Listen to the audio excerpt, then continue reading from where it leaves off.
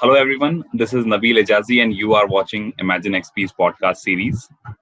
For today's podcast, we have with us Anand Dawson.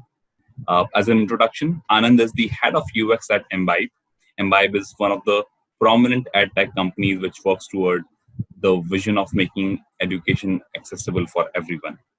Imbibe is a learning and score improvement platform which has been catering to learners performing for various and preparing for various competitive exams in engineering and medical and various other as well. It has predominantly been using AI and machine learning to give a personalized learning outcomes to each and every learners. Now talking more about Anand, Anand is a dynamic leader with an experience of about a couple of decades in defining UX strategies, building UX teams, and creating experiences for leading products. In his extensive UX career, he has been heading teams at organizations known globally and backed up by some largest global investors in the world. So, without any further delay, let's welcome Anand. Hi, Anand. Thank you so much for being a part of this show. It's a pleasure having you here. Hi Nabil, thanks a lot for having me. So, I'll start with knowing your journey. So, how did you really come into the space of user experience design, and how would you rather describe your entire journey? Sure. To me, user experience or UX is, always been about simple answers to complex problems and how we can break down these complex cases and problems into simple tasks that a user can perform seamlessly. So I've always been a great fan of simplicity, simple products, simple instructions, simple design. That's what really appealed to me, and that's what led me to space where design is all about simplifying things for the user. To start with, my journey with a startup which was backed by Naspers, and it was one of their investments in India. And we actually built a mobile social network. And since it was a startup, I mean, there are a lot of challenges, and every day was a new learning. So that's because you're really hands-on, and you learn by doing. And then I moved on to consulting, where I worked with global brands like Hilton and Opodo, which is an European online travel aggregator. This is where I learned how to apply method to this whole madness. This is where I learned processes and how important it is to keep a certain sense of discipline. Without that, you would not be able to create a meaningful user experience. Moving on, then I worked with Shine, which is one of the largest job startups in the country. And it was a great journey there, scaling up as part of the team, and where we built really impactful search and recommendation experiences. And we really went really deep into the search journey. It was really fascinating to see how diverse the search could be, like for as you mentioned, is a AI powered online learning platform. So again, here we have a great challenge in front of us. It's really interesting because we are looking at making learning accessible to students right from school, to college across the country. Right. So, to deliver personalized learning outcomes is a very interesting problem to solve. So one of the common learnings is that, from my experience, is that the simpler your product or feature is in terms of user experience, it really increases the chances of, adoption by a wide user base. So just look around us. I mean, the various products, the best products, they're all really very simple, whether it's Spotify, Uber, Pinterest, Shopify, Snack, Slack, all of them. I mean, if you look at it, they have simplicity at their core in terms of user experience. Anand, can you hear me? Yeah, I can hear you now. All right. Were you able to hear me? Yes, there has been some network issues, so I just thought my voice might not be, heard on the other hand. Oh, all right. Okay. So, great, Anand. It has been a phenomenal journey, I must say, and this this makes me jump down to my next question. Also, so you have been into this entire into the UX space for uh, almost 20 years now, and you have done phenomenal work in UX and interaction design space. So, in your opinion, Anand, what are some great aspects of our Indian design ecosystem, and what are the areas where it has been lagging behind?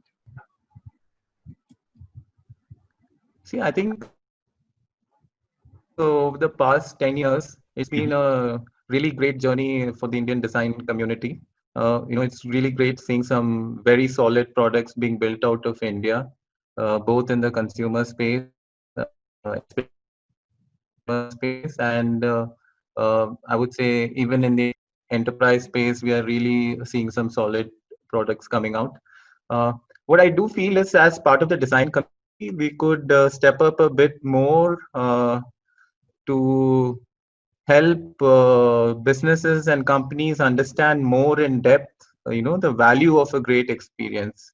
And it's not just about design or interface or interaction. So it has got a great business value. I mean, uh, great user experience has a lot of impact on business metrics. I mean, I think that is what we really need to help businesses understand, which will, expand the design ecosystem. So, for instance, I mean, like if you're doing a registration flow, I think the focus should not be just on designing a new flow or making it simpler, but in terms of making other stakeholders understand the impact of the redesign, whether it is, it can increase the number of conversions, it can reduce the number of dropouts. I think we have to really look at design in terms of business value as well. So if I were to put it simply, good UX is good business. Yes, I really like what you said here, that a great design leads to great business value, and just like the good design is good business. Uh, Now, talking more about this, the Indian design fraternity, the growing design fraternity and space here. So now we see new generation of designers coming up. So what, according to you, are some key qualities or traits that you really look for in a UX designer, especially when you are hiring someone in your team?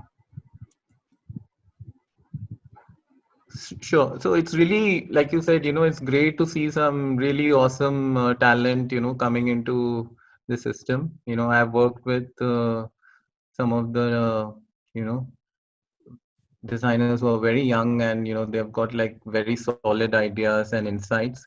So what I or the companies which I worked with, we primarily looked at in terms of hiring a designer is not just in terms of execution, but in terms of like what is the problem solving approach they have. Like if a flow or a feature spec has to be translated into a design, I mean, are you just going straight down and just looking at what needs to be done and executing it, or have you really thought deeply in terms of what is the problem we are trying to solve?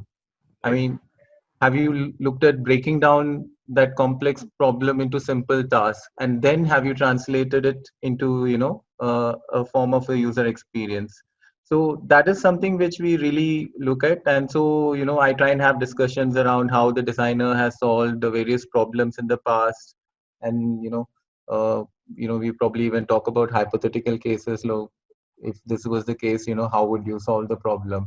So I think that is really the key uh, thing that we really look for in while hiring. And and once you have cleared that part, then we can really look at execution, because the thinking behind the design needs to be absolutely solid.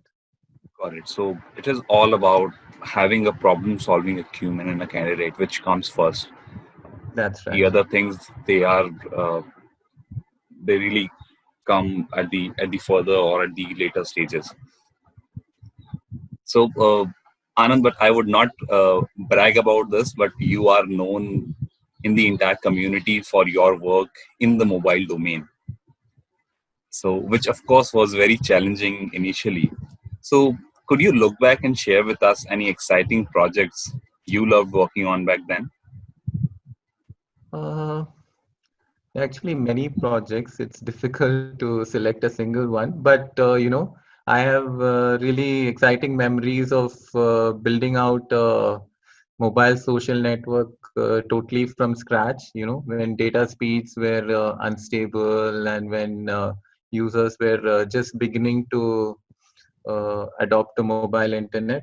So I think that was a really great challenging journey, because we learned to work within a lot of limitations. And it was great because design was not just about designing a flow or a feature. Then we had to really really closely look at in terms of performance, uh, which was actually going to translate into a great user experience for the users of the social network, because of very unstable, unreliable data connections. It's a problem we still have in many parts of the country. And I think while we are looking at user experience, I think we should really look at performance as a key indicator. In fact, I was reading the other day that in one of the largest companies in the world, they stopped development on a set of features, because one of the founders said that if this doesn't load within uh, 10 seconds, we are not going to build anything more. So that's what user experience is. I mean, it's not just thinking or designing something. I mean, you have to look at the entire user journey. I mean, if a great design loads after a lot of time, it's not going to have much of impact or meaning. So you have to combine a lot of other things in the environment and the ecosystem, like performance, infrastructure, and bring that whole aspect into the user experience. So that was something which was really interesting. I mean, so when I look back, we really put performance as the key, and then the whole user experience has to be designed within that performance standard which we set. So I think that was a great memory. Then again, I learned a lot working with Shine, especially when it came to structuring and evolving simplified, but yet, a very powerful and meaningful search experience. So yeah, so a lot of exciting memories on the mobile front. So now, considering the current scenario, Anand, how do you think COVID is going to change the entire structure of design in our country? I think it's still early days. We are still very much in the middle and grappling with the crisis. I mean, this doesn't have any precedent, and we have not seen anything like this. So it's difficult to forecast how things are going to be like. But one thing I feel is that that companies that earlier who were not really comfortable with the idea of people working remotely, I think they would become very open to it, and which has a lot of implication in terms of hiring, because if someone doesn't want to move out of the US, they could still be working for a company in India. And if someone doesn't want to move out of India, we could be working for a company in the US, because this opens up a huge paradigm of possibility in terms of acceptability for remote working. And this can really infuse a lot of cross pollination of ideas and insights, and I think that is something I'm really looking forward to. I mean, like, working with designers across the world in a remote environment. That's something I hope it comes to, because that will have a lot of benefits for the design community as well as other professional roles. I can totally agree to what you have to say here. Uh, Now, coming down to the topic that we are going to discuss over on this podcast, personalization and user experience. So I'll start from very basics, Anand. What is personalization and what role does it really play in user experience design? See, personalization is all about creating tailored experiences for each user who engages with your product.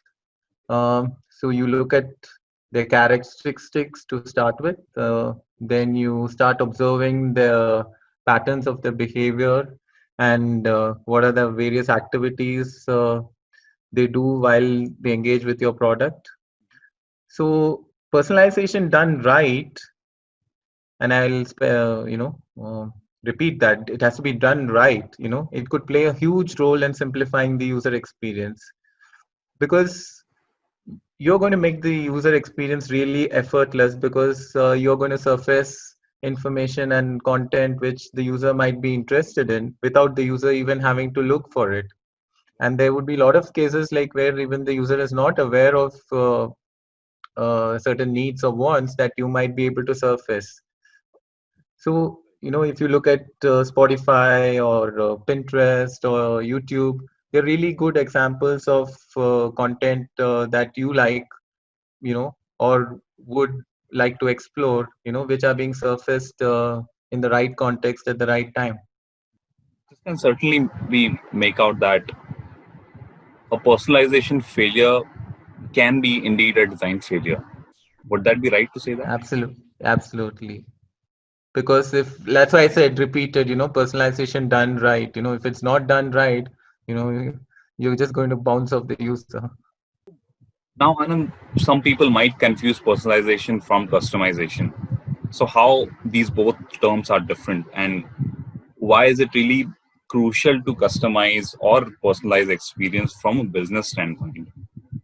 See, I think the definition can be clearly distinctive. So, customization actually comes into play when a user on their own, when users on their own choose a setting or preference. For example, a user goes on to select a specific theme for their email inbox, or the user selects a specific privacy setting or any other setting. That is customization. So it's a initiative of the user. The system doesn't really have anything to do much with that. Personalization, if you look at it, is much more deeper and wider, and it has a greater impact because it is constantly adapting to how the user is behaving every day with your product. So, you have to really observe the behavioral patterns of the user, and it will vary widely from user to user depending on their mood, depending on the context, depending on the device which they are accessing your product from.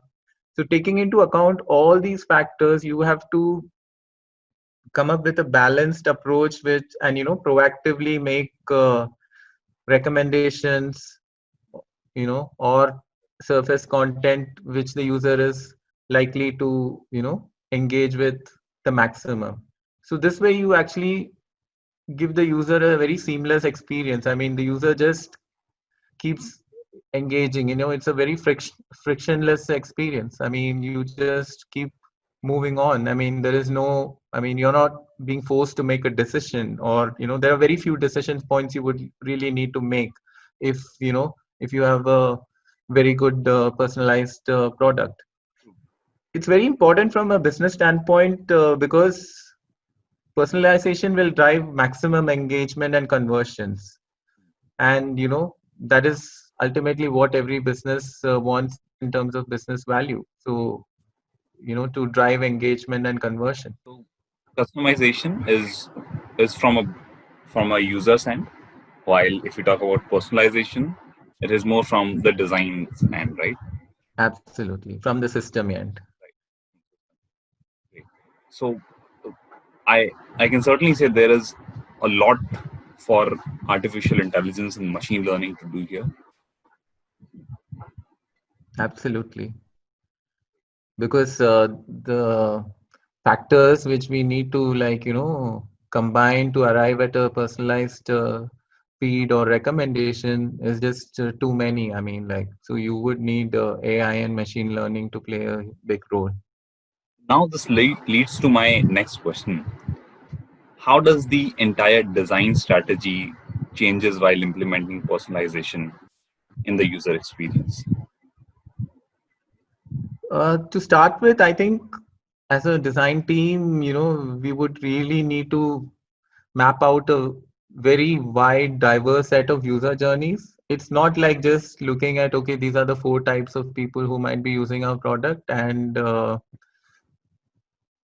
this is how a standard user journey would be. So I think the key here is that the user journeys are going to be very diverse and they're going to be very dynamic, because how I engage with a product today will be totally different from how I engage with the product, say, next week, because it will depend on my mood, the context, the environment I'm in, and what I'm looking for.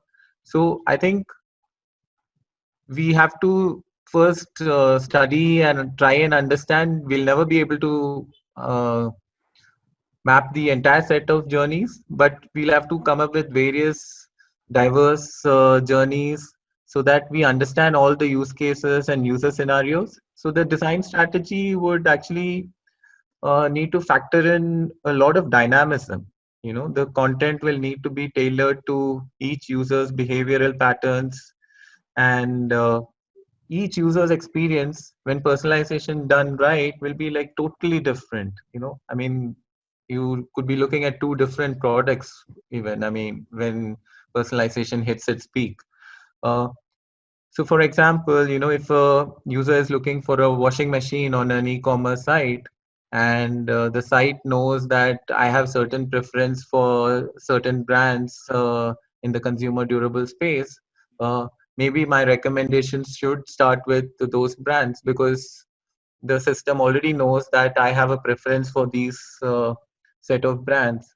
So you are looking at personalization at a very wide and diverse level, you know. So you could also be looking at what my budget spends are. Like, if my spends are moderate, then you would suggest machines in the range of affordability. But if my spends on the system have been broadly premium across categories, then you might suggest advanced machines to me. So there is no end to the limit in terms of personalization. So, if so you could send me notifications, like if I had expressed intent on the site. But at the same time, you have to be also careful that if I do not tap on the notification and explore more in depth, then it's probably a signal for the system to back off a little, and because the user has not expressed a clear intent. So user intent, timing, and context needs to be very closely tracked, so to serve the right content is surfaced. Definitely, the personalization, it has no limit or no foundation to, as in what degree it can be applied to a particular experience. Yeah, And it's all about getting the formula right. I mean, that is the greatest challenge which is in front of us, because human behavior is very unpredictable. very subjective as well. Yes. Yes. Right. So how? So according to you, what are the best practices for implementing personalization in UX? So, like I said, I think before you even embark on this, I mean, you really need to look at the entire user journey from various set of users. Not like I said, just in terms of profiling or personality. You really need to look at it in terms of journeys from a day to day, from a week to week uh, perspective. You really need to map out these journeys, because only once you map out these journeys would you even begin to get an understanding of, the various contexts in which a user could be engaging with your product and various channels.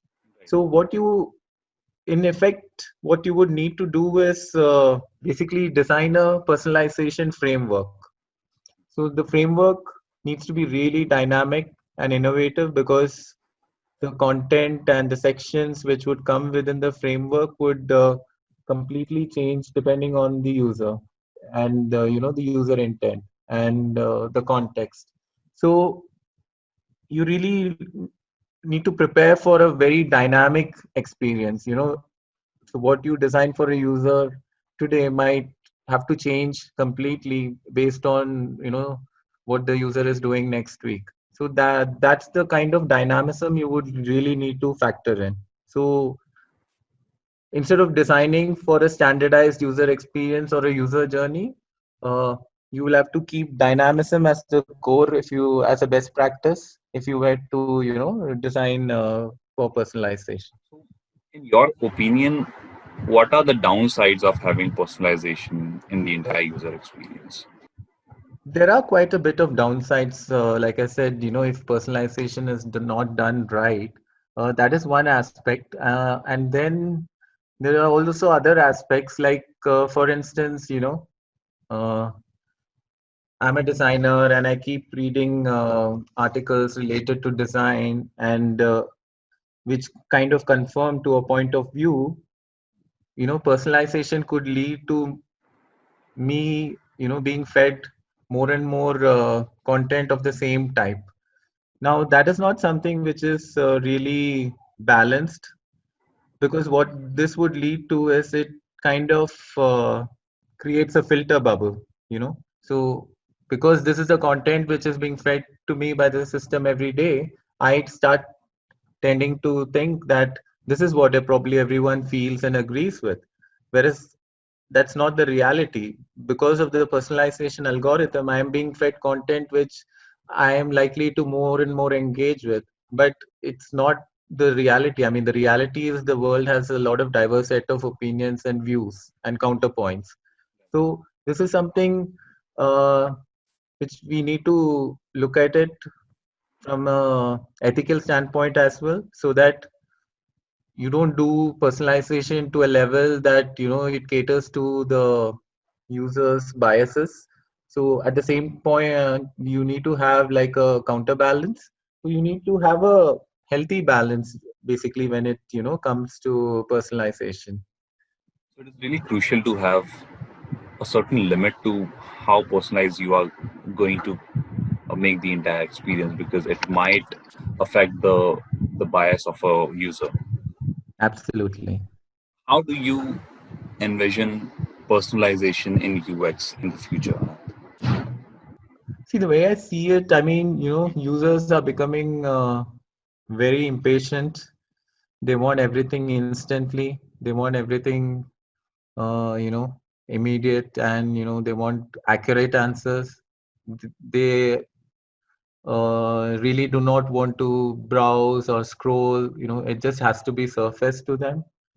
So that is really, I mean, the key challenge of personalization. So I feel that in terms of UX, I mean, personalization is really going to play a huge role, because we live in the midst of so many distractions and very low attention spans. The only way to keep users engaged would be if you are able to reasonably predict what the user wants or needs. Because if the user doesn't feel that the product is giving what he or she wants or needs, uh, they are not really going to spend too much time exploring, engaging with the product. So I think personalization will play a very huge role, starting right from onboarding to, so that you get a sense of what the user's interests are and then start serving content immediately. Uh, I think Medium is a good example of how content is well personalized. So they get you to select a few categories of interest, and then start serving content around that. And once you start engaging deeper with the content channels, then they start surfacing even more personalized content. Same with Pinterest also, if you look at it. So I think, personalization is really going to be the future of UX. So just imagine, a voice assistant, when you give it a voice command. So depending on the tone of your command, whether you are, sounding excited, whether you're sounding normal, or whether you're sounding peppy, or whether you sound sad, the voice assistant would probably tweak the songs on your playlist. So, it's depending on your mood. So that's the level of personalization we're talking about. I mean, for instance, a voice assistant could detect that I have a sore throat, and it might even suggest a medical course of action. So we are talking about, like, predicting stuff, even before the user realizes or wants to take a course of action in that line of thought. I was about to come to that. So, what can be a degree of contribution personalization is going to play, especially in terms of voice user interfaces? Yeah, so I think voice user interfaces especially have to be, like, uh, personalized at a level that has never been seen before. And I think that's the greatest challenge. I mean, voice doesn't have a start or an end, right? I mean, I just switch it on and I ask a question, or I ask or I have a command and I want it done. There is no previous context or journey or anything. So that's the beauty of voice. And I think in terms of UX, that's one of the greatest challenges which we have in front of us, because you just have like a few, not even a few seconds to get it right. So the user is not going to keep on asking again and again, till you give the right answer. So your success as a product is going to depend on how well you read the user, as well as take learnings from many users who are similar, and who have had various interactions with the product. So it's not just personalization is not just looking at your own behavior. It will also uh, adapt based on behavior of users like you. So, in my opinion, and as we are cutting down intermediaries to interact with the technologies, like earlier when we were using optical device to interact with the technology, when we were using touch screens to when we are using touch screens to interact with the technology. Now we are just using our voice to interact with that. So Absolutely. so as we are cutting these interaction down, it is really crucial at the end of the designers to enhance the experience and to scale it up to a certain level. Absolutely. So design is no longer conventional. I mean, it's like you need to be able to tell and weave stories around the experience. Like, how would your voice experience be? Like, how, you need to be really, really simple. I mean, this is like peak simplicity, when it comes to voice. I mean, even with other products, you can have some sort of, uh, journey and a process. But with voice, it's like you can be just suddenly asked a question out of the blue, like, uh, I need to order 1 kilo washing powder. So how do you take it on from there? I mean, are you going to go through the all the steps? I don't think that is going to work, right? So the system needs to have a context where there's a lot of pre-stored information, and then the answer I would like to hear is that this brand of washing powder is available. Would you like to order? And if I say yes, it just orders. Now, how do I go about doing that? That's a huge challenge at the back end, you know. So, which means that I need to study, understand, capture payment information. So maybe if I'm building a voice assistant, it is already linked to payment platform, so that, and an e-commerce platform, so that whatever I want can be ordered immediately, instantly.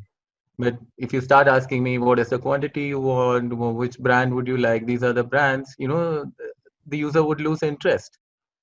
So the systems have to have a capacity to delight and surprise the user. That's the only way, I mean, uh, a voice engagement can be carried for. Uh, as we are shortening the entire journey, uh, it is going to be a huge load at the back end. To Absolutely. I'm going to come down to my next question. So, Yeah. but first, I'd like to ask, what was your age when you started off in your career? Let me just think. It would be around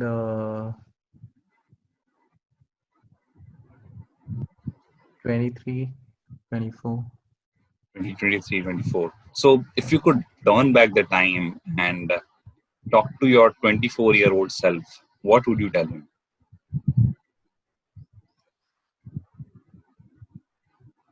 I would say, just be open to learning. Your learning never stops. You keep thinking you have done certain things, and but users have a tendency to surprise you at every day, every week, every year. You learn something new from a user perspective. So I think that is something key which I would really want to adapt, that the learning really never stops. Like, who would have expected voice assistants to take off in such a big way? I mean, like, So, and and just what? look at in voice, like, it breaks all barriers. I mean, you don't need an interface, you don't need a language, you know it's just, you can talk in whatever language, and the assistant is supposed to understand and give you the right answer. So it breaks That's down a the lot beauty of of barriers. You don't need to select a language or anything. I mean, you just be natural. It's as natural an experience as you can have. definitely. And there's tons and tons of learning here. Absolutely. So, Anand, I'm going to end this podcast by asking you, what message do you have for all our listeners, the budding designers, the designers of future, and for Imagine XP? I think design is really taking off across the world, and the scope and potential is huge. And beyond that, I think it's a very exciting time to be a designer. I mean, with so many cross platforms and mediums, and it's a great challenge. I mean, to solve all these problems. And I would just say that uh, be positive, and keep learning, and most importantly, have fun. And what message would you like to give to Imagine XP? I think Imagine XP is doing a really great job of helping and stepping up in terms of spreading the message of design to every corner. And I think, like I said, I think it would be great if we can also focus a lot in terms of the business value that design really brings to the table in terms of hardcore metrics. I think that would be really helpful. Sure, it's about time to do that. Definitely. So, all right, Anand, thank you so much for taking out your time and being with us here on this podcast today. And it was Thanks lovely so having you much. with us. Yeah, it was great Above talking all, to you. thank you so much for this amazing and phenomenal interaction. Anytime. It was great having. And for all our listeners, thank you so much for listening to us. I am really grateful for you to giving out your time and listening to this podcast. And all the best for your design journeys. If you'd like to watch more educative videos and content, follow us on our social media pages and check out our YouTube channel and visit our website www.imaginexp.com. Now, this is Nabil from Imagine XP signing off for now. Stay safe, and I'll see you real soon for the new exciting episode. Thank you so much, guys. Thanks for watching. Thank you so much, Anand. Thanks a lot, It's Nabil. been a pleasure.